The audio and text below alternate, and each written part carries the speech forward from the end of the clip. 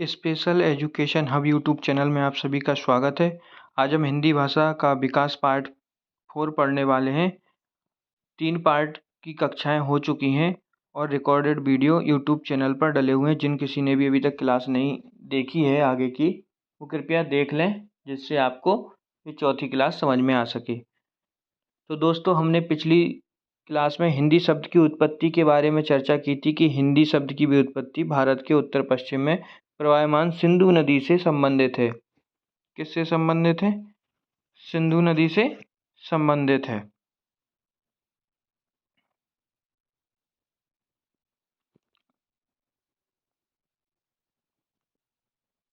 जैसा कि आप लोगों को हमने पिछली क्लास में बताया था कि अधिकांश विदेशी यात्री आक्रांता उत्तर पश्चिम सिंह द्वार से भारत में आए थे और सिंधु, और उस समय उन्होंने जिस देश का दर्शन किया वो कौन सा देश था? सिंधु। और फारसी या ईरानी सिंधु को क्या पढ़ते थे? हिंदू, यानी कि सा को हा पढ़ते थे और धा को दा। इससे क्या हुआ? हिंदू। हिंदू से क्या बना? हिंद बना। और हिंद में फारसी भाषा का संबंध कारक प्रत्यय ई जोड़ने से क्या हो गया? हिंदी। और हिंदी का अर्थ हुआ हिंद का। इस प्रकार हिंदी शब्द की उत्पत्ति हुई। और हमने इसमें 3 बातें देखी। क्या? 2 बातों को हम अभी देखेंगे और 3 बातें जो सामने आती हैं उनमें से 2 हम अभी देखेंगे। एक हम कल देख चुके थे कि हिंदी शब्द का विकास कई चरणों में हुआ। कितने चरणों में? कई चरणों में हुआ है। कैसे? सिंधु से क्या हुआ? हिंदू। हिंदू से क्या बना? हिंद। और हिंद से ई प्रत्यय जुड़ा तो क्या हुआ? हिंदी। अब दूसरी बात आती है कि हिंदी शब्द मूलतः फारसी भाषा का है, ना कि हिंदी भाषा का। किस भाषा का है? फारसी भाषा का, ना कि हिंदी भाषा का। इसी को देखते हुए कई रचनाकारों ने अपने अपने मत दिए और कई लोगों ने यह भी कहा कि जिस प्रकार यह ऐसे ही है जैसे बच्चा हमारे घर जन्मे और उसका नामकरण हमारा पड़ोसी करे। क्या करे? हमारा पड़ोसी करे।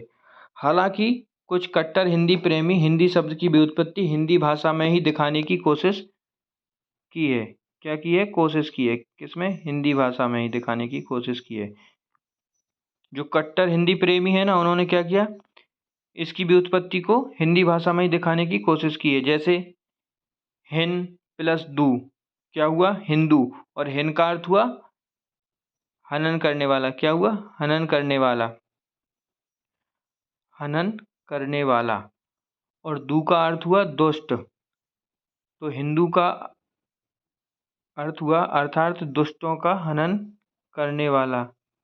कौन कहलाया? हिंदू। और उन लोगों की भाषा हिंदी। क्या कहलाई उन लोगों की भाषा? हिंदी। हीन मतलब हीनो प्लस दू दलन बराबर हिंदू। इसका अर्थ हुआ हीनों का दलन करने वाला हिंदू। किसका दलन करने वाला? हीनों का दलन करने वाला हिंदू। और उसकी भाषा हिंदी। चूंकि इन व्युत्पत्तियों में प्रमाण का अनुमान अधिक है, इसलिए सामान्यतः इन्हें स्वीकारा नहीं जाता। क्या हुआ? इन इन इन चीज़ों के क्या है? प्रमाण नहीं मिले। क्या नहीं मिला? प्रमाण नहीं मिला। ज़्यादा ज़्यादा क्या? प्रमाण मिलेगा ही नहीं। जब ऐसे नाम रखोगे तो प्रमाण मिलेगा क्या? हीनों का दलन करने वाला हिंदू और उसकी भाषा हिंदी। तो क्या हुआ? अगली अगली तीसरी बात क्या आती है? हिंदी शब्द के 2 अर्थ हैं। हिंद देश के निवासी, हिंदी हैं हम, वतन है हिंदुस्तान हमारा। ये कथन किसका है? इकबाल का है। किसका? इकबाल जी का यह कथन है कि हिंदी हैं हम। क्या है? हिंदी हैं हम और हिंदुस्तान हमारा क्या है? वतन है। हिंदी हैं हम, वतन है हिंदुस्तान हमारा। ये कथन किसका है? इकबाल का। अगर ये कथन आ जाता है ना, पेपर में पूछ लेता है, हिंदी हैं हम, वतन है हिंदुस्तान हमारा, यह कथन किसका है? तो किसका है? इकबाल जी का है। हिंद की भाषा, हाँ, यह बात अलग है कि अब यह शब्द इन 2 आरंभिक अर्थों से पृथक हो गया है। क्या हो गया है? इन अर्थों से पृथक हो गया है। मतलब कि हिंदी शब्द के 2 अर्थ हैं। हिंद देश के निवासी यथा हिंदी है हम वतन है हिंदुस्तान हमारा, ये कथन किसका है? इकबाल का। और हिंद की भाषा, दो कथन कौन कौन से हैं? हिंद देश के निवासी, पहला पहला कौन सा है? हिंद देश के निवासी। और दूसरा कौन सा है? हिंद की भाषा। अब ये दोनों कैसे अलग हो गए? आइए हम देखते हैं कि दोनों को अलग कैसे किया। इस देश के निवासियों को अब कोई हिंदी नहीं कहता। किस देश के निवासियों को? स्वाभाविक सी बात है कि हिंदुस्तान के निवासियों को अब कोई क्या नहीं कहता? हिंदी नहीं कहता, बल्कि भारतवासी हिंदुस्तानी आदि कहते हैं। क्या कहते हैं? जो हिंदी हिंदी कहते थे ना पहले, अब उनको क्या कहा जाने लगा? भारतवासी और हिंदुस्तानी या इंडियन।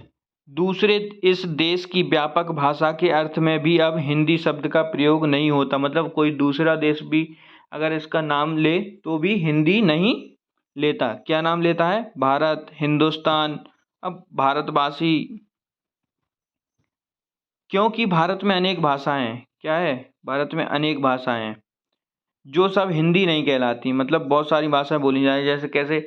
उड़िया है, बंगाली है, बांग्ला है ना, बिहारी है, बुंदेली है, तमिल है। उन्हें हम पंजाबी, बांग्ला, असमिया, है ना, उड़िया, मराठी आदि नाम से पुकारते हैं। ये क्या है? भारत के विभिन्न राज्यों में बोली जाने वाली भाषाएं। जैसे उड़ीसा में उड़िया, पंजाब में पंजाबी, बंगाल में बांग्ला, असम में असमिया, महाराष्ट्र तरफ मराठी, और जो यूपी एमपी का कुछ भाग है ना बुंदेलखंड, वहाँ पे क्या? बुंदेली। इसलिए हिंद की इन सब भाषाओं के लिए हिंदी शब्द का प्रयोग नहीं किया जा सकता। क्या नहीं किया जा सकता? हिंद की इन भाषाओं के लिए अब हिंदी शब्द का प्रयोग नहीं किया जा सकता। अब हम देखते हैं कि प्रमुख रचनाकारों ने क्या क्या कहा है। हिंदी शब्द भाषा विशेष का वाचन नहीं है, बल्कि यह भाषा समूह का नाम है। क्या है? ये भाषा समूह का नाम है। किसका नाम है? भाषा समूह का। भाषा समूह का। हिंदी जिस भाषा समूह का नाम है उसे आज के हिंदी प्रदेश क्षेत्र की, क्या, प्रदेश या क्षेत्र की 5 उपभाषाएं तथा 17 बोलियां शामिल है। किसमें? हिंदी भाषा में 5, जिस देश में हमें ना हिंदी प्रदेश में 5 उपभाषाएं तथा 17 बोलियां शामिल हैं। बोलियों में ब्रज भाषा, अवधी एवं खड़ी बोली को आगे चलकर मध्यकाल में महत्वपूर्ण स्थान प्राप्त हुआ। कौन सी भाषा को हुआ या किसको हुआ? ब्रज भाषा, अवधी एवं खड़ी बोली को आगे चलकर मध्यकाल में, किस काल में? मध्यकाल में महत्वपूर्ण स्थान प्राप्त हुआ। ब्रज भाषा, अब हम बात करते हैं ब्रज भाषा। ब्रज भाषा प्राचीन हिंदी काल में ब्रज भाषा अपभ्रंश अवहट्ट से ही जीवन रस लेती रही। किससे? अपभ्रंश और अपहट्ट से ही जीवन रस लेती रही। अपभ्रंश अवहट्ट की रचनाओं में ब्रज भाषा के फूटते हुए अंकुर को देखा जा सकता है। क्या किया जा सकता है? इसके फूटते हुए अंकुर को देखा जा सकता है। मतलब कि आगे बढ़ते हुए इसके विकास को देखा जा सकता है। ब्रज भाषा साहित्य का प्राचीनतम उपलब्ध ग्रंथ, जो ब्रज भाषा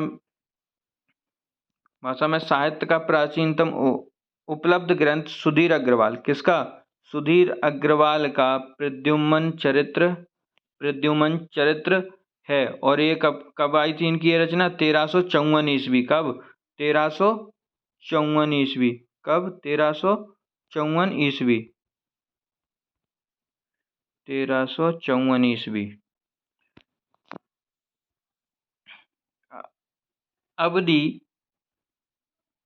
अवधी भाषा की बात करते हैं हम, और ये किस में चल रहा है? प्राचीन या पुरानी हिंदी के काल में चल रहा है।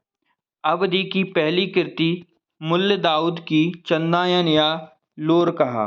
कौन सी? मुल्ल दाऊद की, मुल्ल नहीं है ये, क्या है? मुल्ला है, मुल्ला दाऊद। इसको ऐसे लिख लो, मुल्ला दाऊद।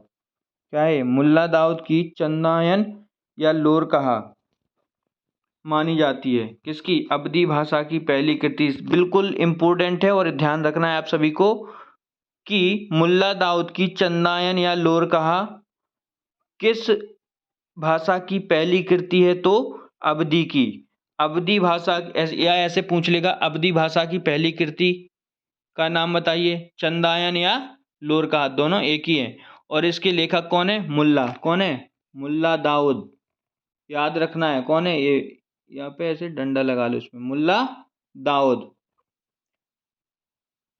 इसके उपरांत अवधी भाषा के साहित्य का उत्तरोत्तर विकास होता रहा है। क्या होता रहा है?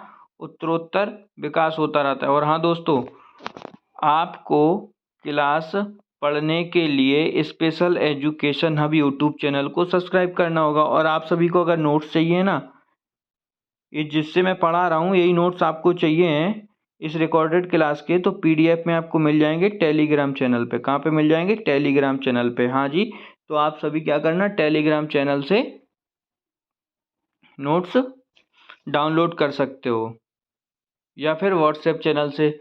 व्हाट्सएप चैनल की लिंक और टेलीग्राम चैनल की लिंक यूट्यूब वीडियो के डिस्क्रिप्शन में आपको मिल जाएगी। क्या मिल जाएगी?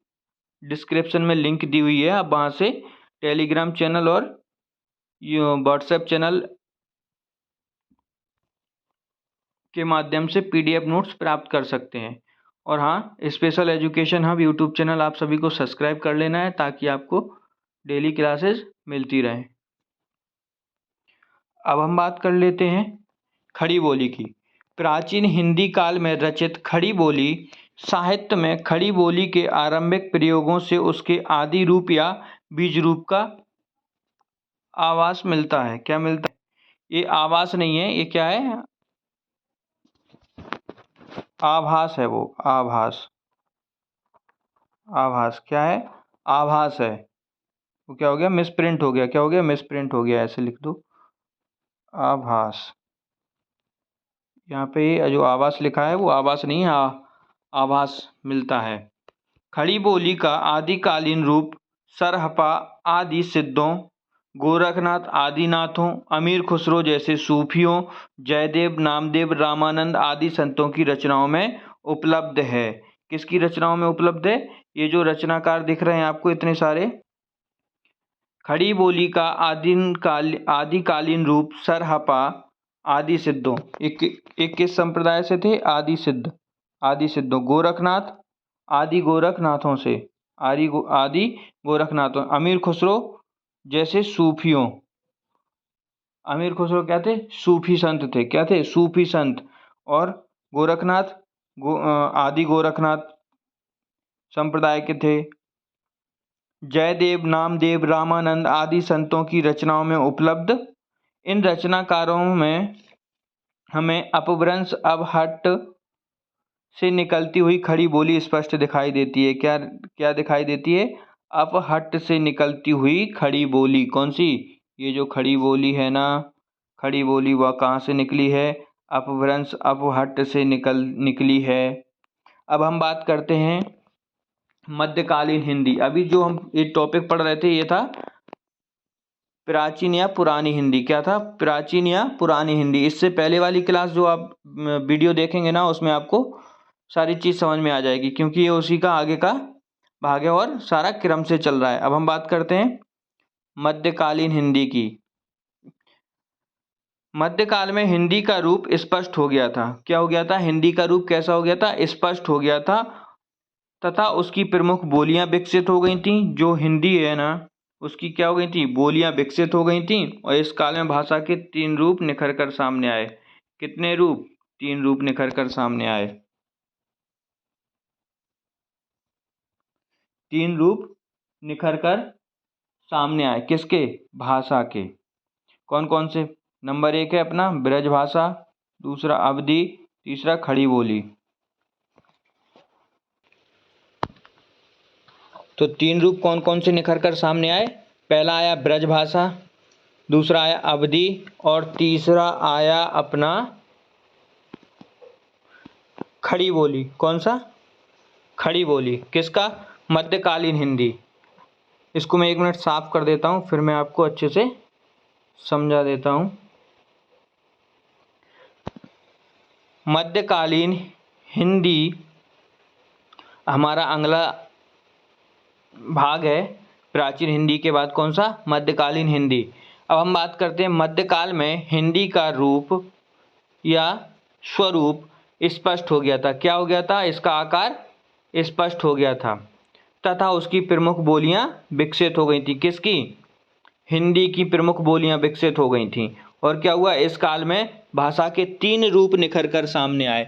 कौन कौन से 3 रूप निखर कर सामने आए? पहला था ब्रज भाषा, दूसरा था अवधी और तीसरा था खड़ी बोली। कौन कौन से? ब्रज भाषा, अवधी और खड़ी बोली। ये 3 रूप निखर कर सामने आए।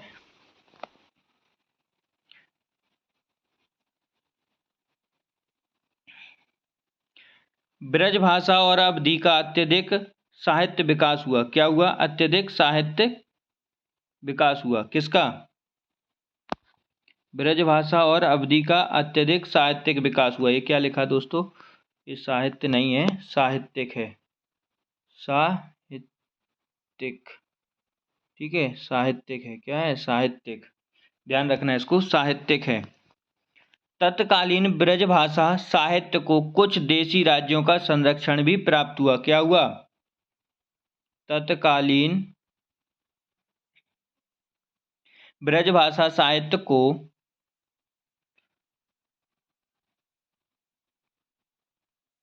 तत्कालीन ब्रजभाषा साहित्य को कुछ देशी राज्यों का संरक्षण भी प्राप्त हुआ। ये जो मिस्टेक छपी है ये साहित्य नहीं है, ये क्या है? साहित्यिक। साहित्यिक,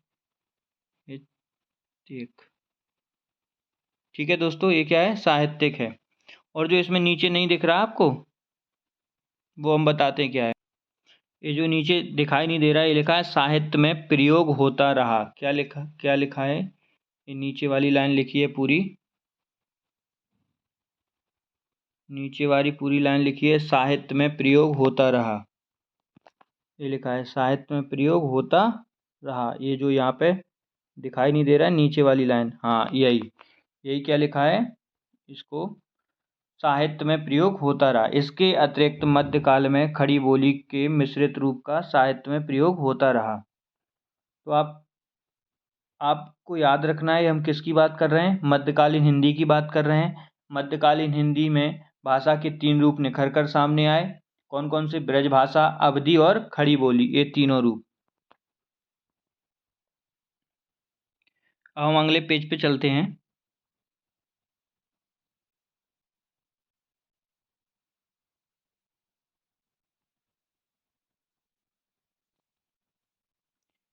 इसी खड़ी बोली का 14वीं सदी में दक्षिण में प्रवेश हुआ।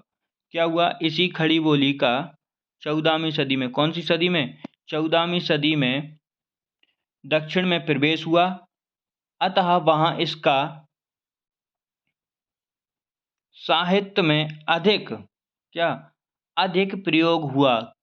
कब हुआ? 14वीं सदी में क्या हुआ?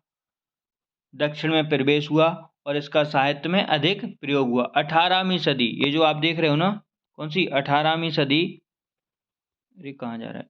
18वीं सदी में खड़ी बोली को मुसलमान शासकों का संरक्षण मिला तथा इसके विकास को नई दिशा मिली। क्या हुई? इसके विकास को नई दिशा मिली और मुसलमान शासकों का संरक्षण मिला। अगर ऐसे क्वेश्चन आएगा कि मुसलमान शासकों का हिंदी को संरक्षण कब मिला, तो कब मिला? 18वीं सदी में। 1800 कुछ में भारत में मुसलमानों का शासन रहा। उस टाइम पे क्या हुआ? हिंदी को मुसलमानों का संरक्षण प्राप्त हुआ। और 14वीं सदी में दक्षिण में प्रवेश हुआ। किसका? खड़ी बोली का 14वीं सदी में दक्षिण में प्रवेश हुआ। इसका साहित्य में अधिक प्रयोग हुआ। 18वीं सदी में खड़ी बोली को मुसलमान शासकों का संरक्षण मिला। क्या हुआ? खड़ी बोली को मुसलमान शासकों का संरक्षण मिला। किसको मिला? खड़ी बोली को। हमने पहले क्या बोल दिया था? हिंदी नहीं है, वो एकदम से निकल गया। क्या है लेकिन वो? खड़ी बोली। अब हम बात करते हैं मध्यकालीन हिंदी में प्रमुख रचनाकारों की। किसकी? रचनाकारों की। और वो उनके जो 3 रूप दिए ना, कौन कौन से? ब्रजभाषा, खड़ी बोली अवधि। तो हम बात करते हैं सबसे पहले ब्रजभाषा। ब्रजभाषा में कौन कौन से रचनाकार हुए, किस संप्रदाय के हुए या किस मार्ग के हुए, किस भक्ति मार्ग के हुए। तो हम बात करते हैं सबसे पहले सूरदास जी की। किसकी बात कर रहे हैं? सूरदास जी की।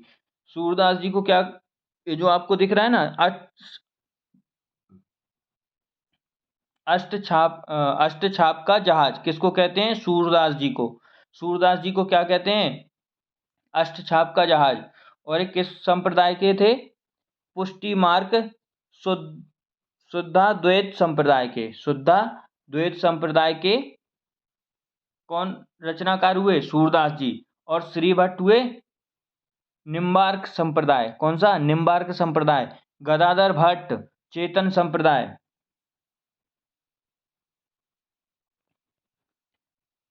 हित हरिवंश, हित हरिवंश को कहा जाता था श्री कृष्ण की बांसुरी के अवतार। किसको कहा जाता था? श्री कृष्ण बांसुरी के अवतार हित हरिवंश को कहा जाता है। इनका नाम याद रख लेना है। क्या करना है? इनका नाम याद रख लेना है। वैसे तो ये सारी चीज़ें याद ही रखनी है, कोई ऐसा नहीं है कि ये टाइम पास के लिए हो रहा है, ये सारी चीज़ें याद रखनी है पहली बात तो। हित हरिवंश जी राधा वल्लभ संप्रदाय के थे। रसखान और मीराबाई संप्रदाय निरपेक्ष कवि थे। ये क्या थे? संप्रदाय निरपेक्ष कवि थे। ये कृष्ण भक्ति धारा के कवि थे। किसके? कृष्ण भक्ति शाखा के कवि थे। अब हम बात करते हैं कौन कौन से रचनाकार हुए इसमें प्रमुख। सूरदास, श्री भट्ट, गदाधर भट्ट, हित हरिवंश, रसखान, मीराबाई। और जैसे कि सूरदास पुष्टि मार्ग संप्रदाय, श्री भट्ट निम्बार्क संप्रदाय, गदाधर भट्ट चेतन संप्रदाय, हित हरिवंश राधा वल्लभ संप्रदाय, रसखान और मीराबाई संप्रदाय निरपेक्ष कवि थे। अब हम इसमें प्रमुख चीजें देखते हैं। क्या देखते हैं? प्रमुख चीजें क्या हम आपको दिखाने जा रहे हैं। आइए हम अगले स्लाइड पे चलते हैं। कहाँ पे चलते हैं? अगले स्लाइड पे।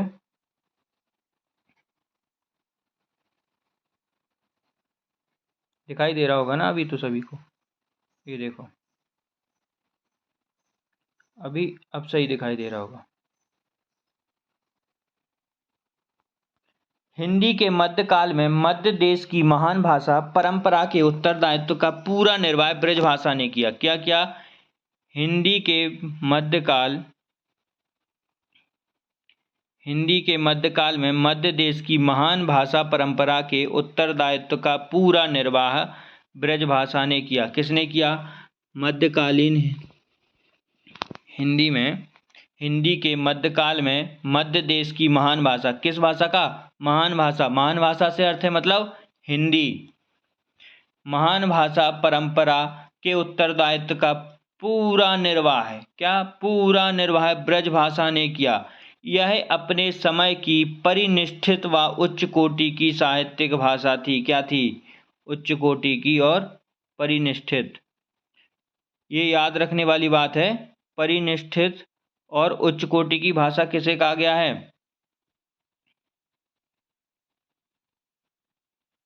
ब्रजभाषा। साहित्यिक भाषा थी जिसको गौरवान्वित करने का सर्वाधिक श्रेय हिंदी के कृष्ण भक्त कवियों को है। किसको है? हिंदी के कृष्ण भक्त कवियों को। किसको? कृष्ण भक्त के। भगवान श्री कृष्ण के जो भक्त थे उनके भक्ति के लिए जो उन्होंने कविताएं रचनाएं लिखी, उनका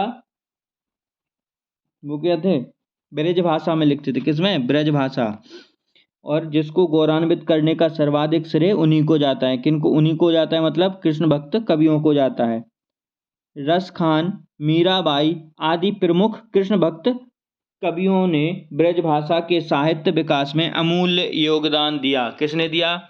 मीराबाई और रसखान। ये दोनों नाम याद रखना। और इससे क्या सिद्ध होता है? ब्रजभाषा के साहित्यिक विकास में अमूल्य योगदान दिया और एक कृष्ण भक्ति धारा के प्रमुख कवि थे। अब हम बात करते हैं इनमें सर्व प्रमुख स्थान सूरदास का, जिन्हें अष्टछाप का जहाज कहा जाता है। दोस्तों ये तुम्हारा क्वेश्चन आ जाएगा। कैसे आ जाएगा? अष्टछाप का जहाज किसे कहा जाता है? तो आप क्या कहेंगे? अगर आपको पता होगा तभी ना आप क्वेश्चन का आंसर बताएंगे कि अष्टछाप का जहाज सूरदास जी को कहा जाता है। किसको कहा जाता है? सूरदास जी को अष्टछाप का जहाज कहा जाता है।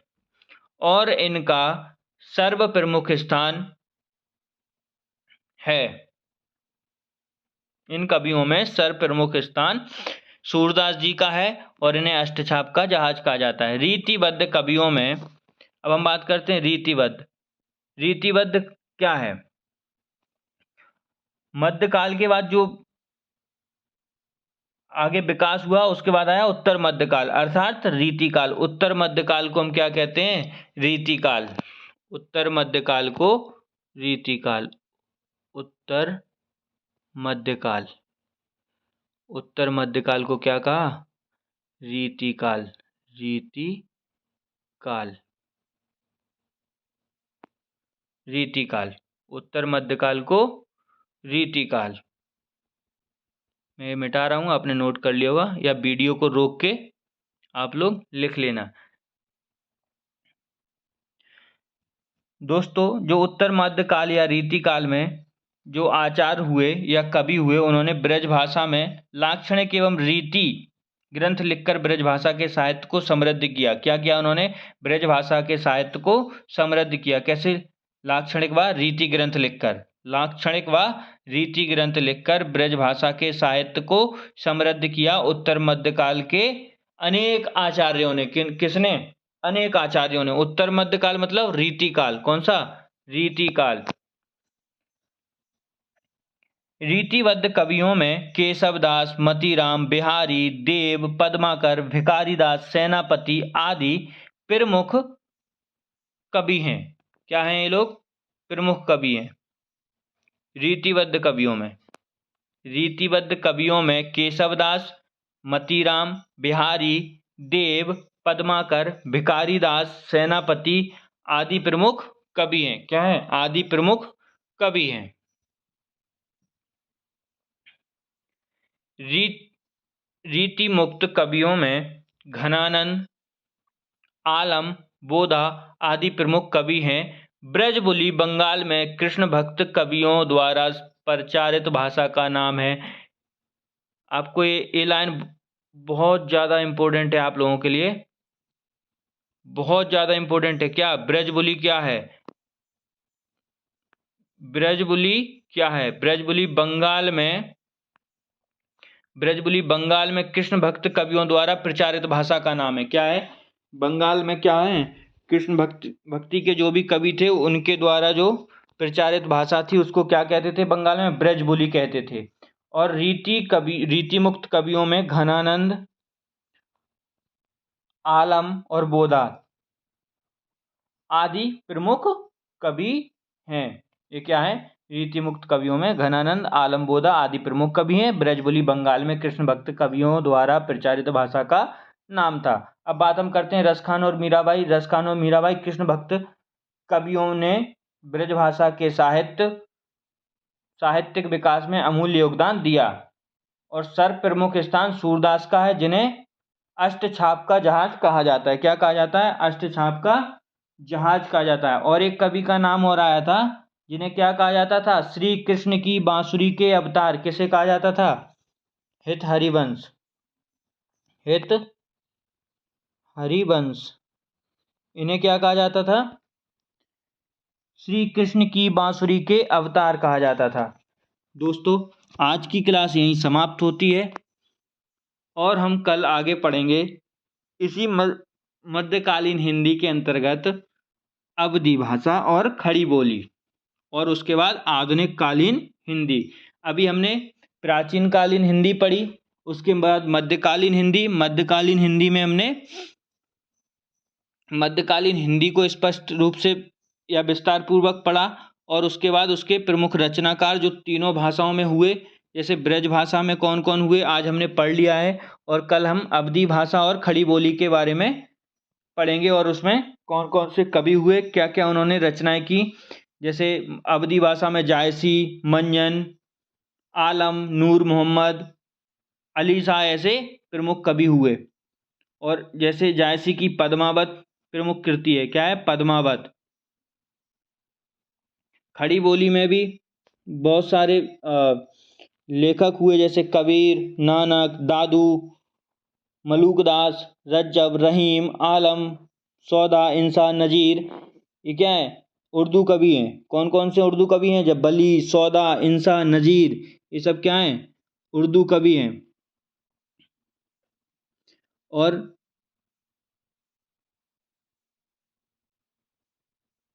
रहीम, कबीर, नानक, दादू, ये सब खड़ी बोली के कवि हुए।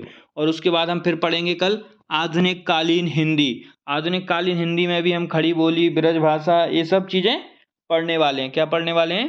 खड़ी बोली वगैरह, ये आधुनिक कालीन हिंदी में। इससे हमारा क्या होगा? ये सारी चीज़ें क्लियर हो जाएंगी। उसके बाद हम भारतेंदु योग, द्विवेदी योग और छायावाद योग और हिंदी के विभिन्न नाम या रूपों का वर्णन करते हुए आगे बढ़ते हुए स्वतंत्रता संग्राम तक पहुंचेंगे। और हम फिर इसके साथ ही भाषा विकास के चैप्टर को समाप्त करते हुए हम व्याकरण या साहित्य किसी एक टॉपिक को ले लेंगे। जैसा आप लोग कहेंगे कमेंट करके आप लोग बता दीजिएगा कि क्या पढ़ना है, उसी क्रम में हम चलते चलेंगे। या फिर हम अपनी क्रम से क्लासें कराते चलेंगे तो आप लोगों को उसके हिसाब से पढ़ना पड़ेगा फिर। या तो आप लोग कमेंट करके बता दीजिए। और हाँ, जिसने भी अभी तक हमारा YouTube channel special education hub subscribe नहीं किया है वो लोग सब्सक्राइब कर लें। और पीडीएफ नोट्स पाने के लिए टेलीग्राम चैनल और व्हाट्सएप चैनल के माध्यम से ले सकते हैं। और इन सभी की लिंक आपको डिस्क्रिप्शन में मिल जाएगी। और कल की क्लासें,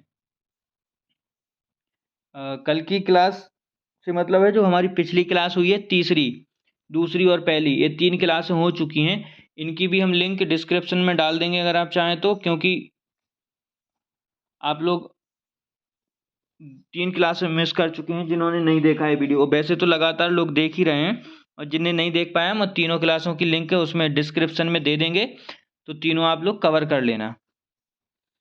धन्यवाद दोस्तों।